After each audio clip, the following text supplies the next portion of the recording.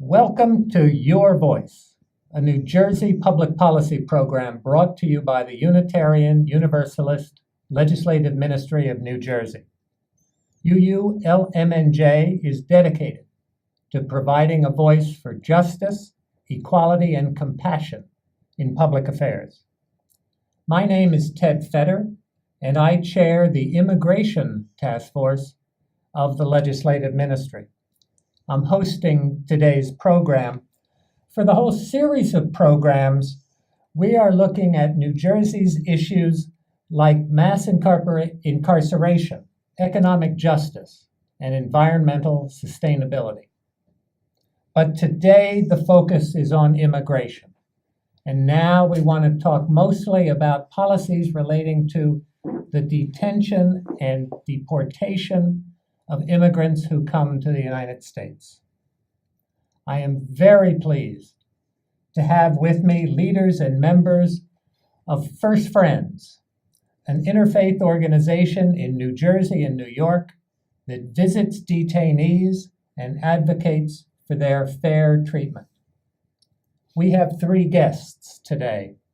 Bill Westerman, a co-founder of First Friends and currently a member of the board.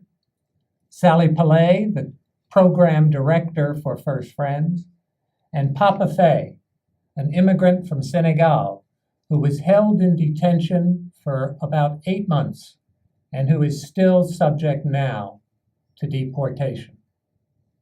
We are so glad to have each of you on the program today. Thank you. I want to have as much time as possible to talk about these issues and learn more about them. So let's get right into the questions. Bill Westerman, you've been part of First Friends since the start. What can you tell me about the organization, about its mission, and about what it does? We're concerned citizens who are the first face of the United States, and we believe that since immigration has always been the bedrock of American society, that it's very important to welcome strangers and welcome immigrants into our midst and to treat them, as we say in our mission statement, with dignity and compassion. We were concerned, I was concerned, even as far back as the early 90s, that the US government started to detain refugees and asylum seekers in particular as they were coming into the country in conditions that we learned were not humane conditions. They were held in maximum security prisons. They were held in detention centers that didn't meet international standards for human rights. And we learned through visits to prisons and detention centers. I visited my first immigration detention center, jail actually, in 1994. 1994 was also the year of a riot at a detention center in Elizabeth, New Jersey, which was under the control of the Esmore Corporation at the time.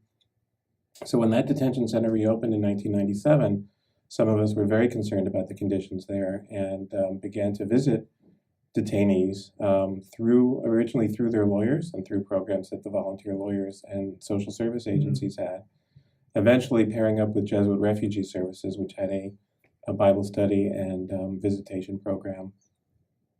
And then we took over the visitation program ourselves in 1999 and continued to visit hundreds, literally hundreds of detainees and asylum seekers from war-torn countries like Afghanistan, Iraq, Sri Lanka, countries in West Africa, and asylum seekers from other countries around the globe to try to bring some humanitarian response and some sense of welcome and some sense of hope.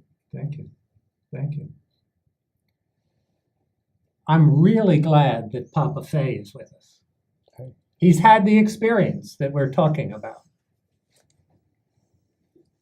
Papa, what can you tell us about your own experience? When did you come to the United States? First of all, I came to the United States. It was May 2000. Okay.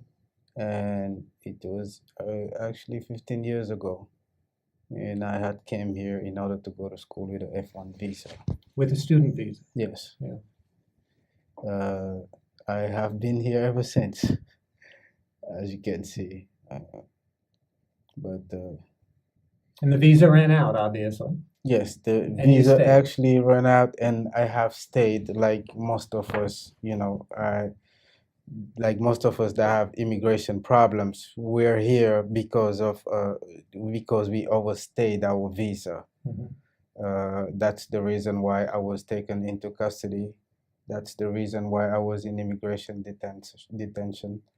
And that's the reason why I went through all these things that I went through, because of an overstay visa. Okay. Not because of a crime or anything like that, but just because I want a better life in here. I know you were detained, starting in October of 2013. Were you ever detained before that Uh, for immigration? that was my first time being Okay. detained for immigration and anything else. That was my first Okay. time in jail ever. Oh, wow. Since I, never thought I would ever be in jail, but first time for everything. And that was just the first time, and it was immigration. And do you have any idea of how they came for you last October? What happened that they knocked on your door? Actually, they did not knock on my door. This was actually a sting operation they had on the street, and I was just minding my business, going to work, and I just happened to be the guy that the police came across uh, and actually convinced me to actually do something for them, something that I have no business doing whatsoever.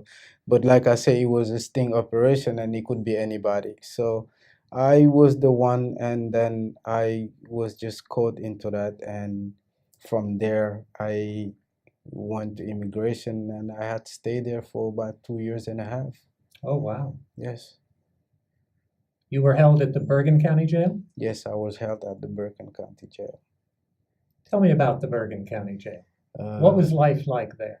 Well, life as a prisoner is never easy, but at the Bergen County Jail, as immigration detainees, it was not good, because I believe that immigration detainees, most of us are not really criminals.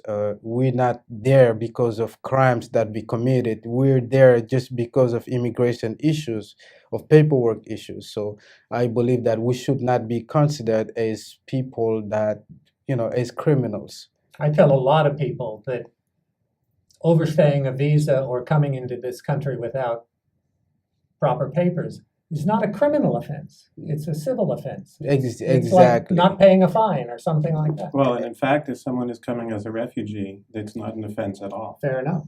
Yeah. under the Geneva Conventions. Yeah. Exactly. But in these detention centers, you are actually you as an immigrant, you are actually considered as a criminal per se. Even when we're there for visits and stuff, we are being held in, we're behind the glass on the phone. We're not allowed to touch each other or anything like that. So I don't think that's the proper way to go about visits for immigrants, for people that are here just for because they trying to get a better life and stuff like that. So and there's a lot of stuff that happened into immigration detention, whether you're not considered as the general population, so a lot of stuff been happening in there, talking about the food, talking about your religious beliefs not being respected, talking about how your rights are constantly violated in there. Well, let's talk a little bit about those things. The food? The food, I can tell you, it was not that great unless you start complaining and making noise as they do, like writing grievances and stuff like that. So, but then that's the least important thing to me. The food is the least important thing to me. The most important thing was about when people's rights are violated, when people are treated not like real human beings. That's when it hurts. That's what I think. That's what people need to know about. Is this mistreatment, is a lot of it just with voices and with names and things like that, or is it physical? It's it has its voices, its names, and it could get to being physical, Okay. actually, because they do not want you to voice your opinion, and if there is anything wrong, the things that you have to do in order for the right people to get to it, if you do it, it's been repercussions. Repercussions. Exactly. So all those people that are writing grievances and complaining about things that has not being done right and everything else, a little later you will see they will try and get back at you. By clamping down on Exactly. something that you used to be able to do, that kind of thing. Exactly. They'll take away something. Exactly. Things that you've been entitled to, things that you have the right to have, they will take it away from you, and there is nothing really you could do about that. Papa, did you have a lawyer? I actually was my own lawyer. I had to be my own lawyer, so I So defended no myself. is the answer, I guess, Yes, right? yes. You I had to did do not your have own research. Exactly. So I was my own lawyer. So Did you have other immigrant detainees in Bergen County who were able to find a lawyer? there are couples, but not all of us were able to find lawyers. If few of us actually were able to find lawyers, and you have to go either through First Friends or some other organization Or that other- would just help you.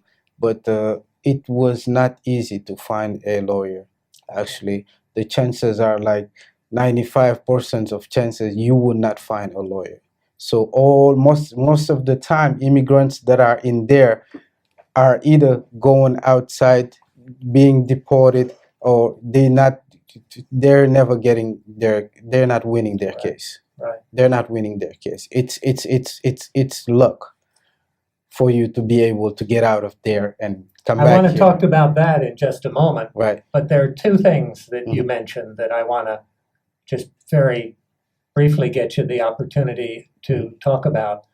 One is you talked about not being able to exercise the religion Mhm. that prisoners wanted to exercise. Did that apply to you? Actually, some days, yes, because at a certain moment in time, uh, you know, as there are Christians in there that that goes to church, and there is a preacher, a pastor. There are Jewish people that goes to the synagogue, and there's the rabbi and stuff. So there are also Muslim people in there, but they was not able to have an imam to come and do Muslim services, and I did not think that was right, because uh, they saying that every faith has the right to exercise their religion, as it's all the same thing. So I did not see the reason why they wouldn't have an imam, and this was going on for about a year and something. So they finally found an imam after good. a year. After a year. Yes, after a year, but this has to be voiced, and some people had help with it, as like First Friends, and I had to go through First Friends, and they had helped accomplish that task. Well, that's the other thing I wanted to talk about for a moment. When did you contact First Friends? How did you find out about First Friends? And then when did you contact them? Actually, soon as I got there, since I did not really have a lot of families in here that I could contact it for visit, and I heard about this visitation program called First Friends. They have their flyers on the boards in our living headquarters and stuff. So I read it, and it says that you could call them for free over the phone, and you could write them letters. And so I have taken the address, and I wrote them a letter. I also called them, and for the first time, actually, that was my first time making contact while I was in detention. And I was just so happy that I was able to be on the phone and actually speaking to a live person, you know. So because in detention, when you over on the phone, it means that, oh, okay, oh, you must have money in your account to speak to somebody, or there is somebody who loves you out there. So it was a great feeling for me to speak to somebody, and that's how I get a hold of first friends, and I started talking to them, and I told them that I did not have anybody to come visit me and stuff. And sure enough, first friends wrote me a letter, a nice card, and told me that just to hang in there, just, you know, just words of encouragement and stuff. So uh, by the next 2 weeks, I had somebody coming to visit me. Good. Yeah, coming Good. to visit me. I had actually 2 visitors. I have 2 people that I can consider as family, which is, you know, Jean-Claude and Naomi. And this was through Sally Pillay, actually, and I was grateful to have 2 people coming to see me. And I was grateful also to be able to call and speak to somebody from First Friends, tell them about my problems in there, and just kind of for them to help me voice out the issues that we're meeting on a daily basis in there in detention. My last question for right now, Papa, is how were you released? What happened? Why aren't you still there?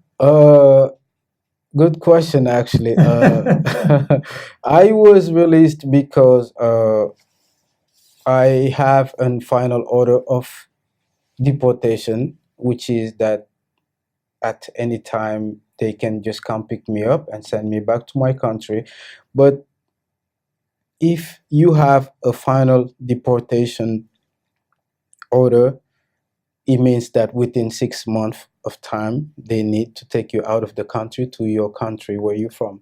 So if they do not have your travel document, they have no choice but to release you after 6 months.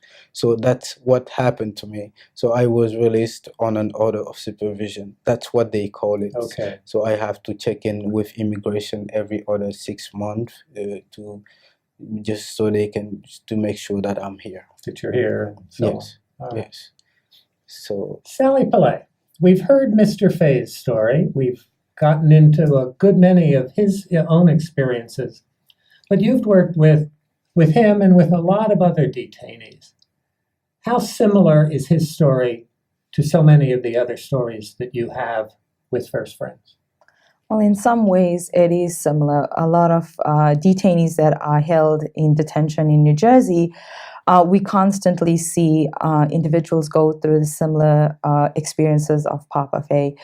Individuals who are languishing in detention for a long period of time cannot have access to legal services, cannot voice their opinions, and if they do, they end up being threatened with solitary confinement.